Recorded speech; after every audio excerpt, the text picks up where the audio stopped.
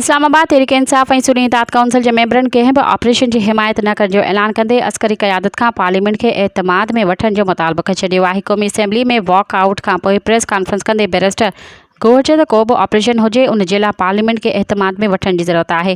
का बि कमेटी केतिरी बि वॾी हुजे पार्लियामेंट खां सुप्रीम न आहे। हुन जो त अॻु जीअं हिन भेरे बि अस्करी क़यादत पार्लियामेंट में अचे इन कैमरा ब्रीफिंग ॾे ऐं एतमाद में वठे। इन मौक़े ते असद केस चयो त असां कंहिं बि ऑपरेशन जी हिमायत नथा करे सघूं। एतिरो वॾो फ़ैसिलो थी रहियो आहे, पार्लियामेंट खे एतमाद में न पियो वरितो वञे। दिफ़ा वारो वज़ीर बि ईअं ई वेठल आहे। अॻु बि घणा ऑपरेशन थिया आहिनि, अॼु ताईं कहिड़ो ऑपरेशन कामयाबु थियो आहे। मज़ीद ख़बरनि ऐं तफ़सीलात लाइ विज़िट कयो असांजी वेबसाइट www.awamiNewsHD.com ऐं ॾिसंदा रहो अवामी न्यूज़ HD।